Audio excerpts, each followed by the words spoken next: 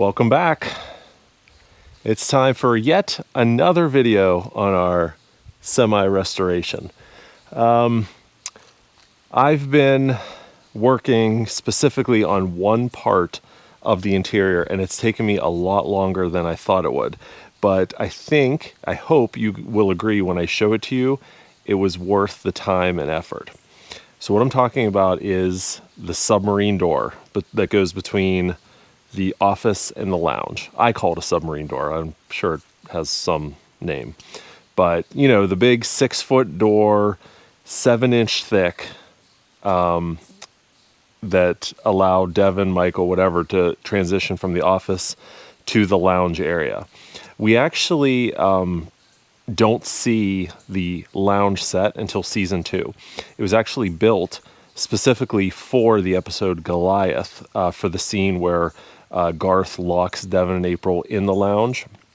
That set was built specifically for that. In the first season, you do see Devin and Bonnie going through that door, but it's just, when they open the door, it's just blackness behind it because there was nothing back there. So they added that set for season 2. It was used for the rest of the series. So I've been tasked by myself to replicate that door. So I have the outward half, the half that faces the office, done. I'm going to show it to you today. We're going to get it installed, and I'm going to show you the back wall where the door is, because I got all the oak timber up for that, and I'm getting excited. It's really turned out great. Beyond that, I'm going to show you the semi-sleeper. Was that last weekend? 2 weekends ago, we got the sleeper mounted, permanently mounted. So I'll show you those mounts and show you kind of how we did it and what the next step are for the tractor. And we've got some Patreon flag agent and trustee questions to go over. So there's a lot to cover in this video. So let's get going.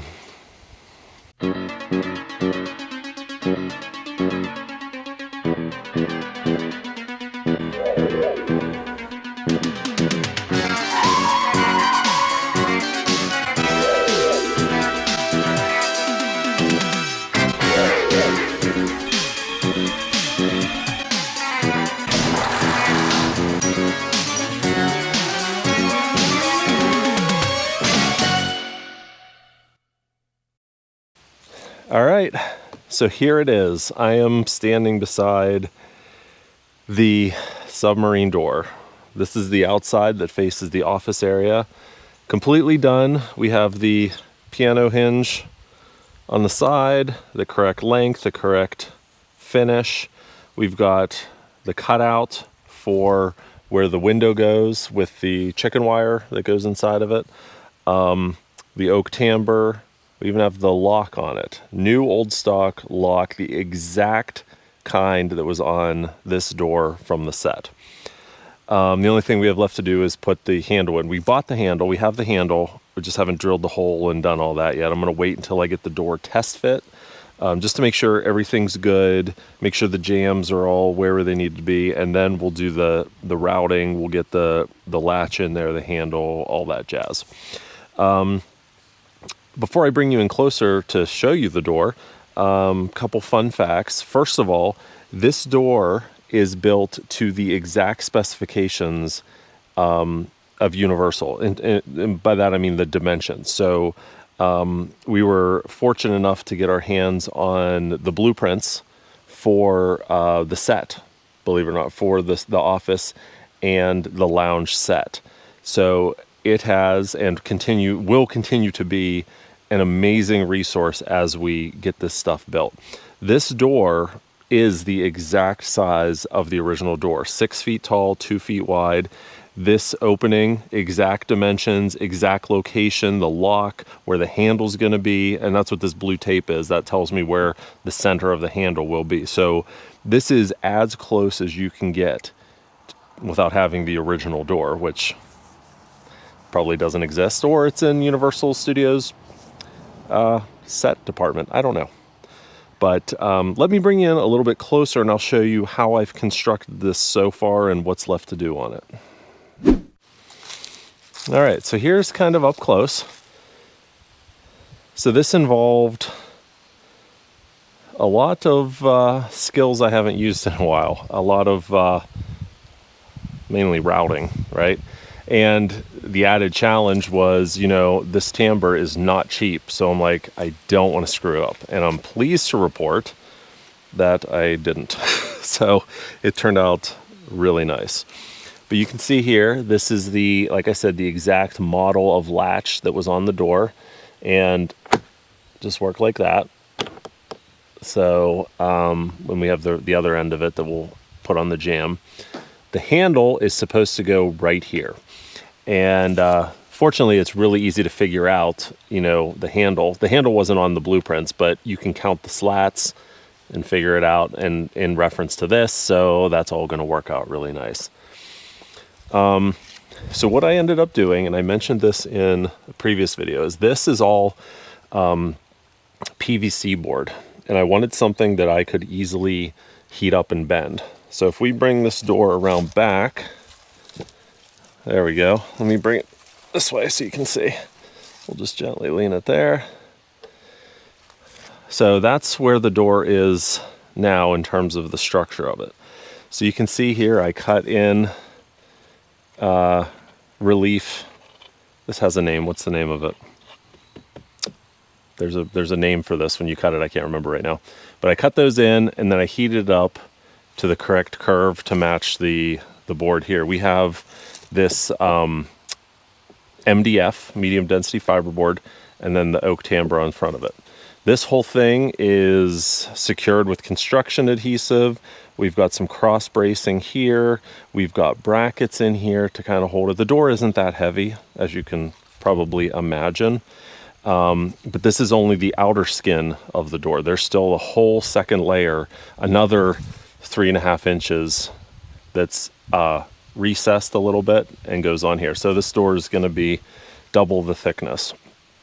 This is just reinforcement. That's where the latch is on the other side, because I had to screw those put screws in here and that wasn't thick enough. So we got a nice piece of PVC board there.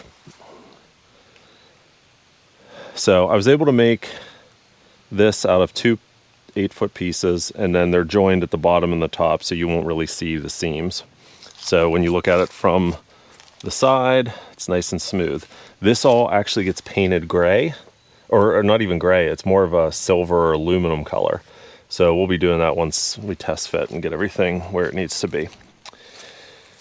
All right, so that is the door. So I think we should probably, I don't know, install it. But before we install it, I feel like I need to show you the wall that it's going to go on. So let's just take a walk inside here. I do have some of the lights on in the trailer just to make it easy for you guys to see. I don't have the garage on, but I have everything else. So allow me to present to you the wall. What do you guys think?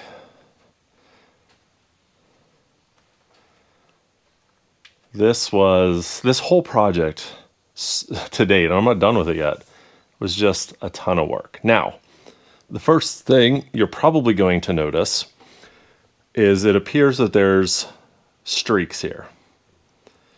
And you'd be correct. So you might remember we got a pile of oak timbre, and this was donated to us. There was one piece of oak timbre that had these weird stripes to it.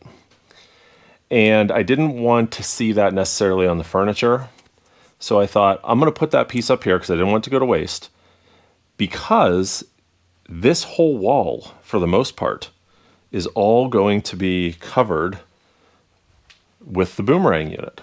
So the boomerang unit is literally going to be this big and this tall. So you're not actually going to see any of this. I actually even considered not putting the timbre on this wall because it was all going to be mostly covered except for the edges, but I wanted to give it a nice finished look because The boomerang unit is supposed to be like a piece of the furniture that sits in here. So in universe, this would have all been finished. So, but I'm really pleased with how this turned out.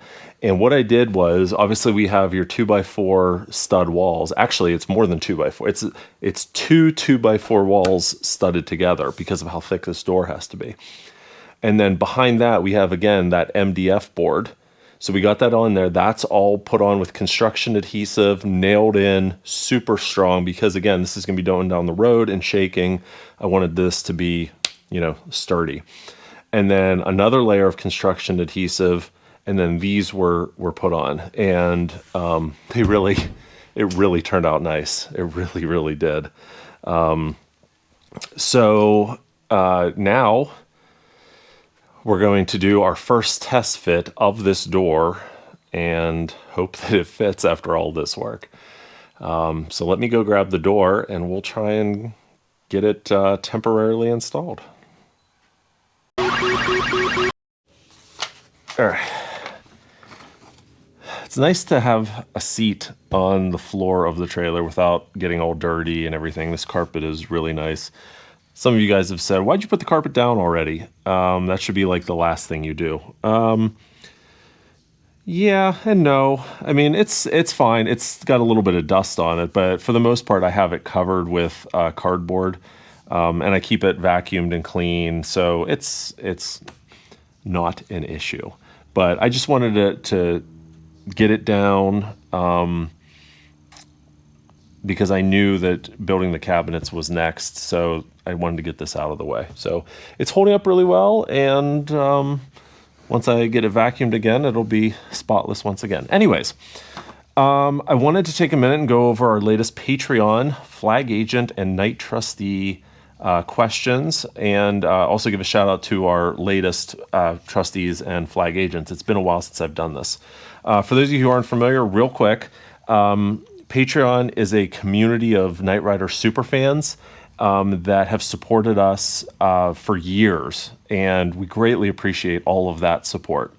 If you become a Patreon supporter, there's multiple levels of Patreon support, but you get early access to all our videos, behind the scenes, photos, videos, the sneak peeks of merchandise, all kinds of fun stuff.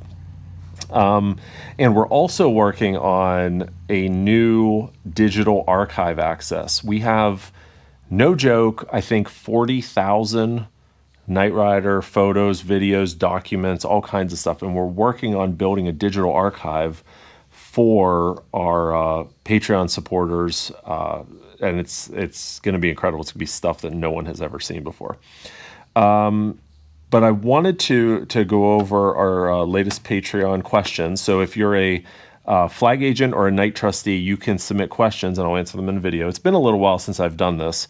But if you're interested in joining Patreon, there's a link down below, a link up in the corner right now. So let's go over them. First of all, our newest flag agents, we have Jay Rock, Zachary Lamont, and John Dade. So Jay, Zachary, and John, thank you so much for your support. It's greatly appreciated. We also have some new Knight Foundation trustees. The Knight Foundation trustees get a dedicated thank you screen at the end of every one of our videos with their picture. It's pretty cool. We have Alex, I'm going to screw up this last name, Alex Chatzistamatis. Interesting. Alex, thank you. I'm sorry I probably butchered your last name. I probably didn't butcher your first name, though, so that's good.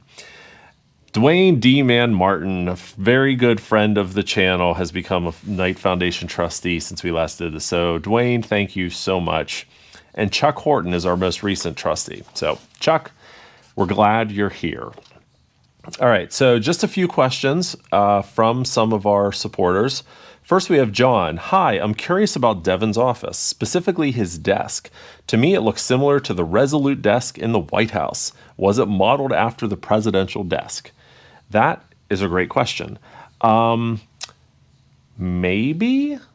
I don't know. That desk, it wasn't built specifically for Knight Rider or for the studio. It was a purchased piece that the studio acquired at some point.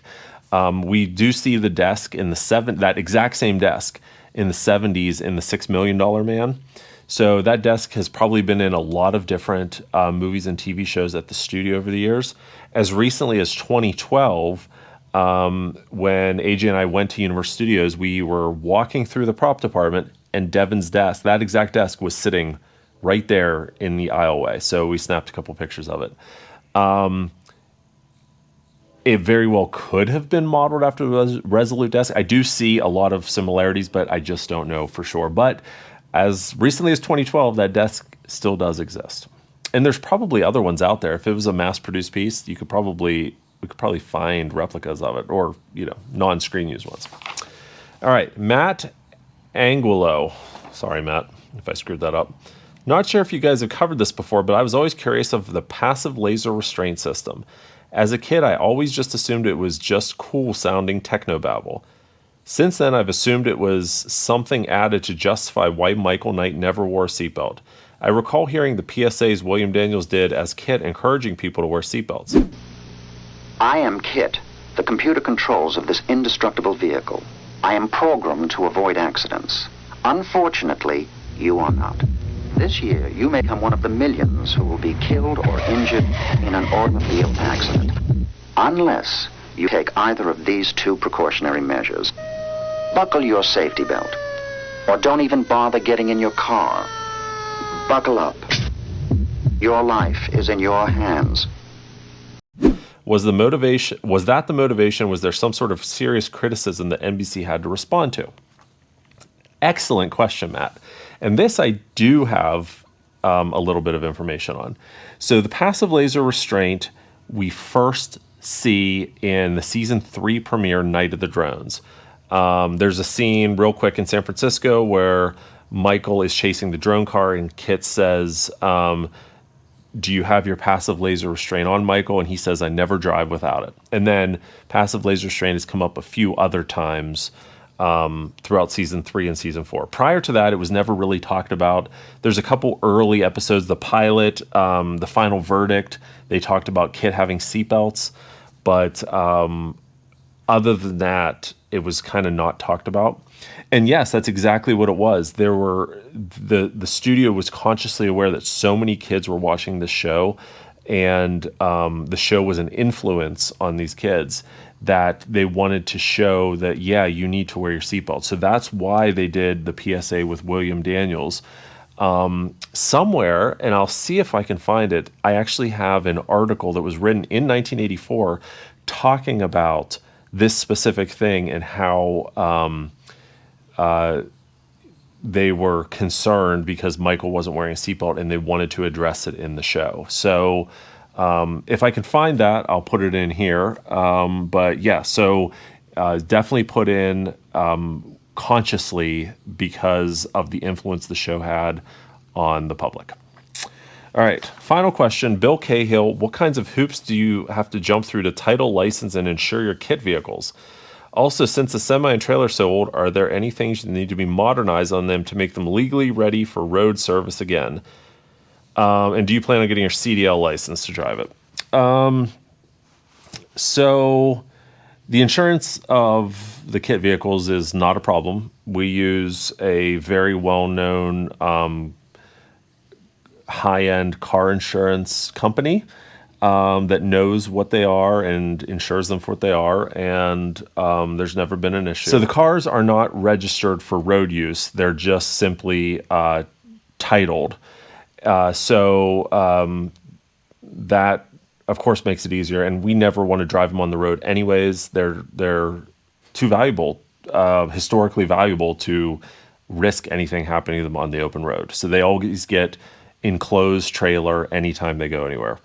And also, we don't want to put the mileage on them. Our one car has 2,200 original miles. The other has like 650 original miles. So you certainly don't want to add to that mileage. Regarding the semi, are there any things that need to be modernized to make it legally ready for the road? To my knowledge, no. It's registered actually as an antique vehicle.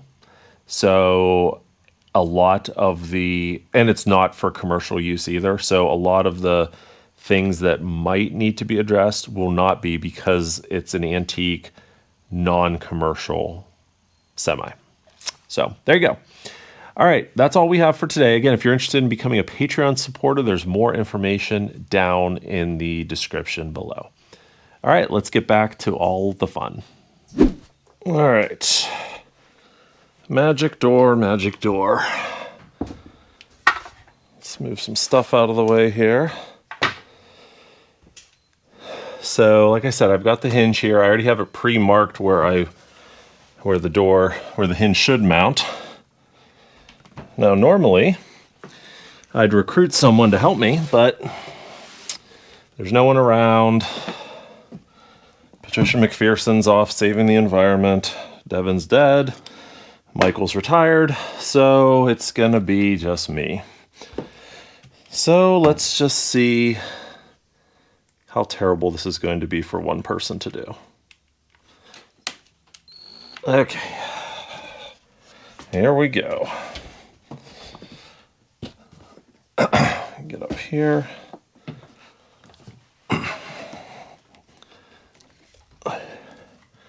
Here we go. Oh, I do already have the first hole pre-drilled.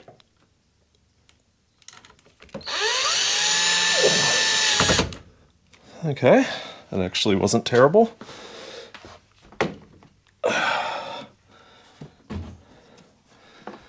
Let's get the next one in. If we get one more in, we should be able to let go. There we go.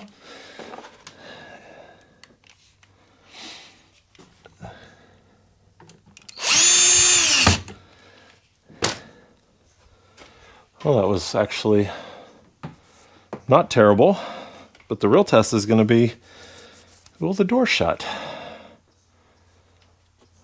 And the answer is, well, the answer is yes. Look at that. So we do have a little bit of an alignment, just a tiny bit of, actually, just a wee tiny bit of an alignment issue. I might just have to, just like when it's even down there, it's not even half an inch. And that's flexing the door. So I could probably just stiffen that door and then we'd be good. Oh, that's really cool, isn't it? Look at that. You know, it's funny because this gap here, you can see there's a gap here. It's about a half an inch. Bring you in a little closer so you can see. So this gap here is about a half an inch. But when you open the door, it has to be. Because otherwise, because this is so thick, it has to be that much of a gap. But when you look at pictures of it on the show, you don't see that much of a gap. So, you know what I'm wondering? I'm almost wondering if there needs to be one additional slat, just the slat mounted here to kind of finish that off. I don't think I have any pieces of the slat here. You know what I mean? So one more of these pieces of timber right here with just a tiny bit of support right behind it. So it'll make a lip, because then when you close it, that'll seal it up. So I think we're probably going to have to do something like that. But that's pretty awesome. Isn't that awesome? So maybe what I'll do, because I like everything else I'm seeing. You know what? I'm not going to put the latch on yet. The other piece, because we've got the latch piece here, which would, you know, this goes like this, and then this would mount kind of like that to lock it. But I don't think I want to put that on quite yet, just in case I got to tweak, because I don't have all the screws in for the hinge. I do from the hinge to the door, but not the hinge to the wall. And if I screw that in, it might move this just enough that would cause this a problem. So I'm not going to put this piece on yet. And the way the trailer is sitting right now, because it's not perfectly level, you can see here that it doesn't stay shut, which again is to be expected. We're off level this way just a tiny bit, enough to make the door fly open. But what do you guys think? Isn't that cool? Let me do this so we can get a better picture. I'm gonna put this in front of it to kind of hold it. Then we'll step back. There we go. So there's railings and 2 stairs that'll go right there. But overall, I'm extremely pleased. Like I said, the only thing I don't like is that gap. But I think what I just explained will be the best way to fix that. And then we'll be good to go. But because this is as thick as the original, they had to have done something like that on the original set, because that gap is not that big on the original set. But that's a fairly easy problem for another day. All right, so that's pretty cool. Let me show you what's next for this specific door. Or for this project, because I'm trying to get this whole thing just buttoned up and finished. So let me move our apple box here, let the door fly open. So you can see here, I took more of the same PVC board here and I bent it outwards, and that created our frame here. So there's a whole second one.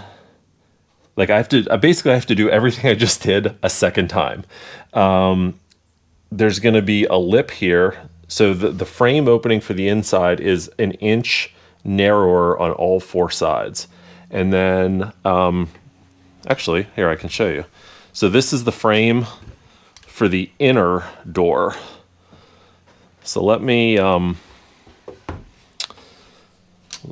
of stand back here, and I'll show you what I'm talking about for the inner door here, because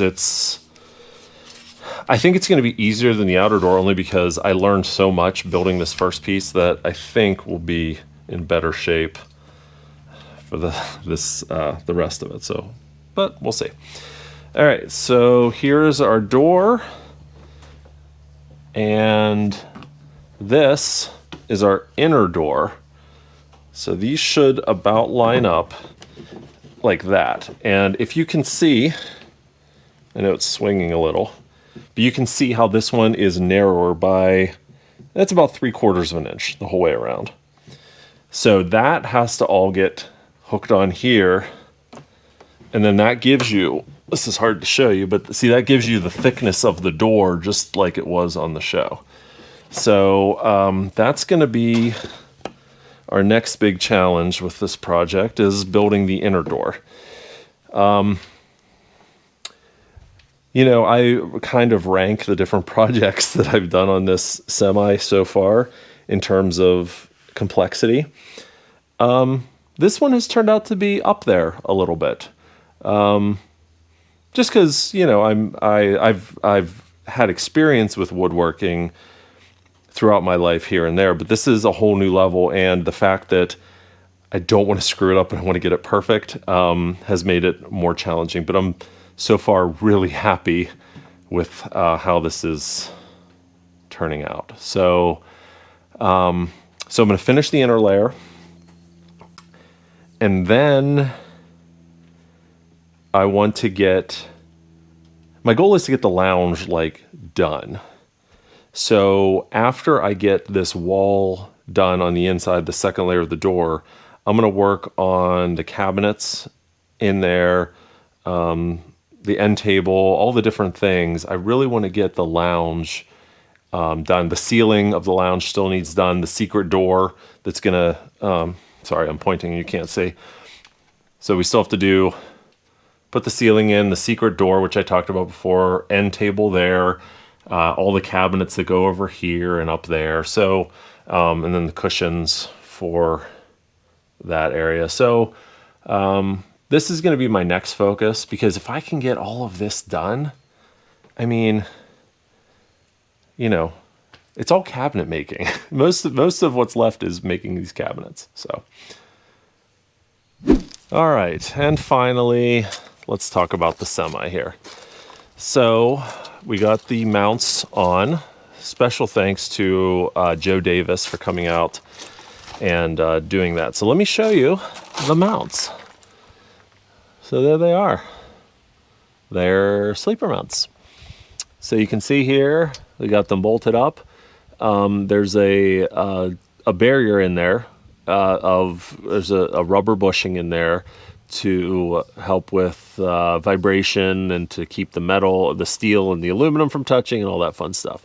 So we have bushings in there. We got those mounted to the frame. All good to go.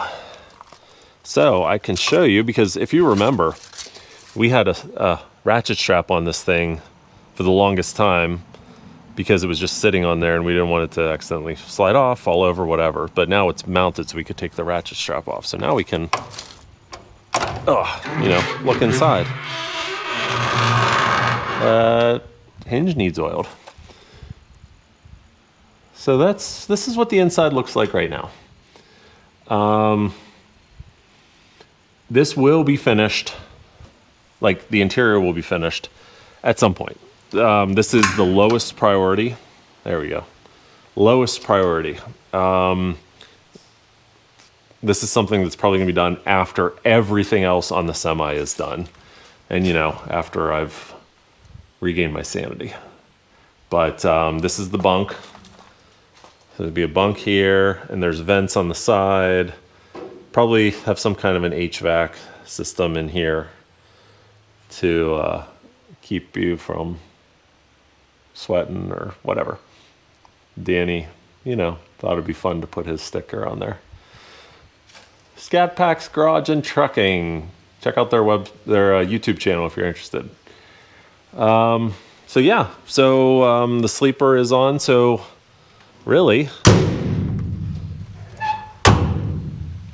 it's pretty much ready to go for paint. We have some fifth wheel work we need to do. We got a power steering leak we got to take care of, and there's one air line that is leaking, one valve back here is leaking we got to take care of. But other than that, it's good to go. When Joe was here, he also took care of an issue with the shutoff solenoid, so it runs so nice now. It really does. So that's where we are at with the semi. Alrighty, folks, that's what we have for today. So some big progress, really cool to show you guys. The lounge door and that back wall done. The semi-tractor sleepers mounted. So we're making progress.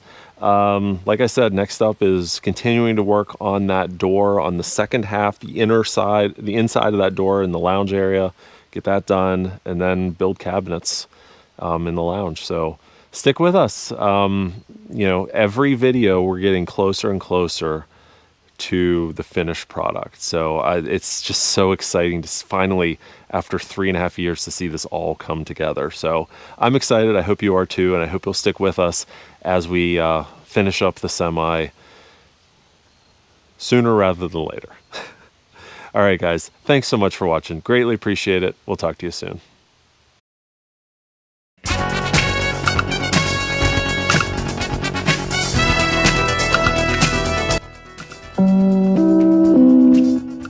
Hello friends, it's me, KITT.